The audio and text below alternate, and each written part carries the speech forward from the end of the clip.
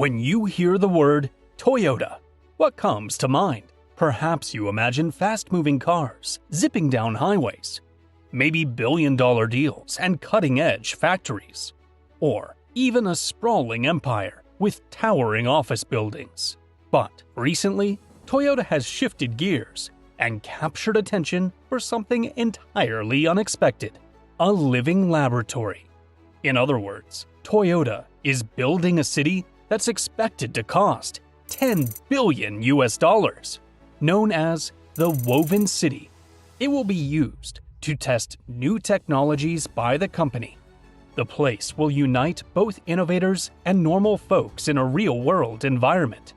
Toyota will use this place to develop and test next-generation cars, and more broadly, other mobility solutions. And its location is as unusual as the project itself.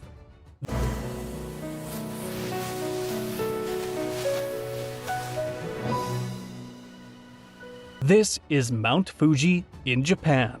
The Woven City would be located at its base and provide a stunning background for the city. However, this city is more than just a mass human experiment. It's about changing Toyota's identity from a car company to a generalized mobility giant. The only question is, will this experiment succeed? Or will it be a crashing failure of a billion-dollar empire?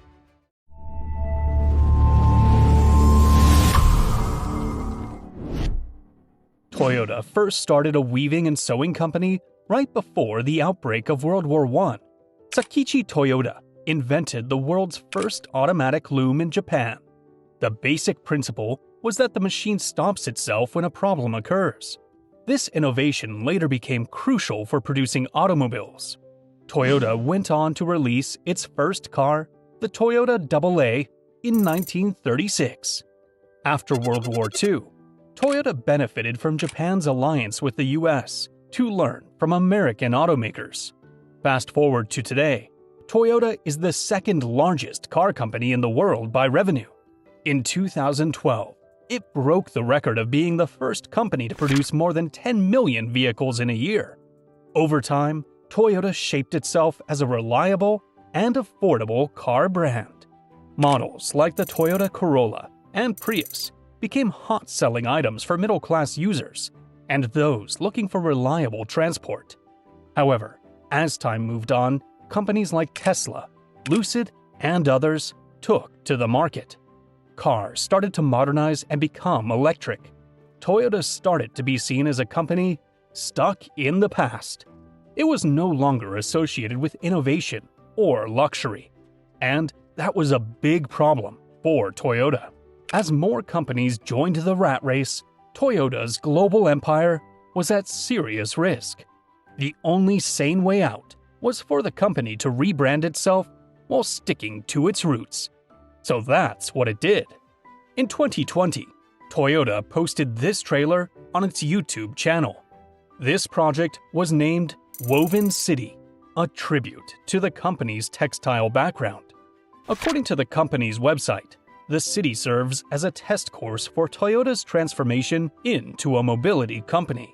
Woven City sits on 175 acres of land, which was a former site for Toyota's car plant. Its future population would be divided into two groups: inventors and weavers. Inventors are those who will develop and test new technologies. This group will comprise Toyota employees, partner startups, and entrepreneurs who want to work on mobility. On the other hand, weavers include normal residents and visitors. In January 2025, Toyota confirmed that the first phase of Woven City is complete. Around 100 residents are expected to move in by fall this year. The initial members are mostly staff and family members of Toyota. The plan is to grow the city's population to around 2,000 by 2026. Toyota's vision is to create a fully sustainable and green community. The city's main energy source would be hydrogen fuel cells, similar to the technology used in Toyota's Mirai car. Over the years, the company has become a strong advocate of hydrogen fuel cells as a clean energy source. Critics love to point out that Toyota's hydrogen technology is expensive and not that clean to begin with. Scientists argue that electric vehicles are the most effective way of decarbonizing transport. But putting the noise aside, Toyota still continues to invest in hydrogen technologies alongside BMW and Hyundai. The woven city revolves around the principles of less is more. Here, you will find no building that's more than 6 to 7 stories. Many of them are built of wood and feature ancient Japanese woodworking. However, the woodwork would be executed by industrial robots to make the process faster.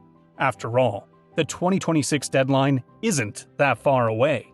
The houses will use solar panel covered roofs for powering everyday needs.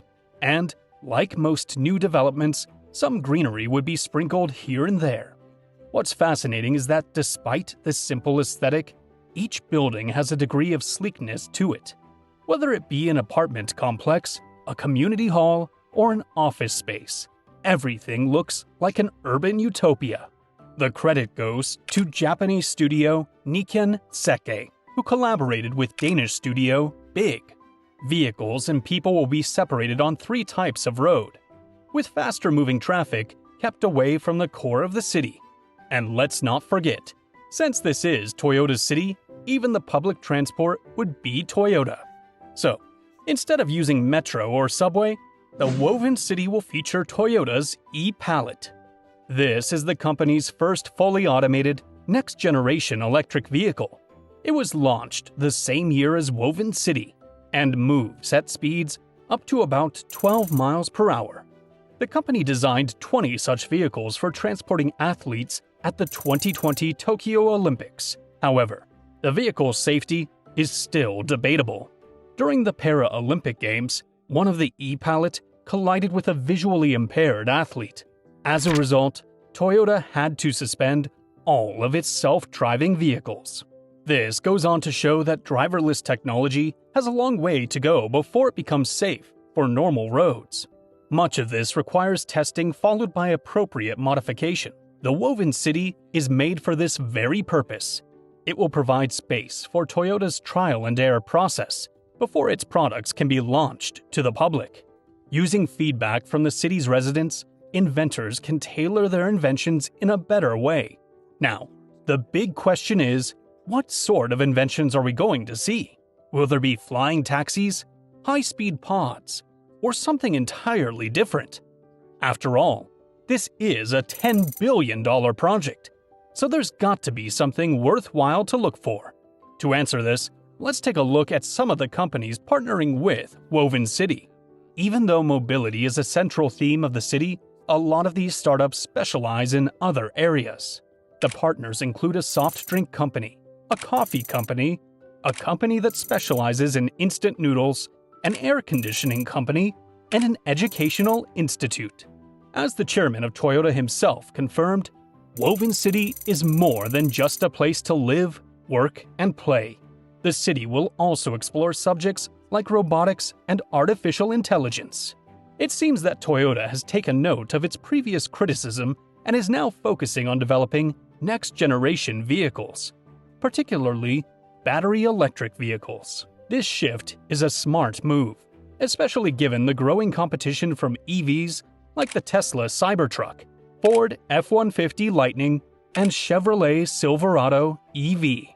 This marks an exciting chapter for Toyota, positioning itself as a brand that combines innovation with its long-standing reputation for reliability. We are yet to see what other vehicles apart from cars will be used at the Woven City. To help our imagination, we can look at some other smart cities and see what they are using. Let's start with the most outrageous one first. Saudi Arabia is building a futuristic megacity called NEOM. If you have been a regular viewer of this channel, you know that we've talked at length about this project. And, to be honest, who hasn't? That's because NEOM is costing Saudi Arabia $1.5 trillion. Some of its digital renderings will give you an idea as to why. Since this megacity is situated in a desert, people need more than a car to travel around. NEOM has invested $175 million in a strange object called Volocopter. In short, this is a flying taxi. It can take off like a helicopter and fly at speeds of up to 200 miles per hour. These flying taxis are electrically powered and hence provide zero-emission transport for NEOM. That's why they're dubbed as green taxis. There was also a plan to use them at the 2024 Paris Summer Olympics. However, the approval process was too tight and the plan couldn't take off, both literally and figuratively. Some people might call it a mini helicopter, but it doesn't create the disturbance that a normal helicopter does. When Velocity flew here at the air show, it was so quiet, some people didn't realize it was airborne. You will see it, but you will not hear it. Apart from NEOM, the country is also developing a luxury island destination at the Red Sea, accurately named as the Red Sea Project. This destination will feature 22 islands. Being a coastal spot, this project is at the extreme west end of Saudi Arabia. As for transport, the Oil Kingdom has created a dedicated airport just for receiving guests. Visitors can hop on the Lucid Air EVs that would transport them to their final destination.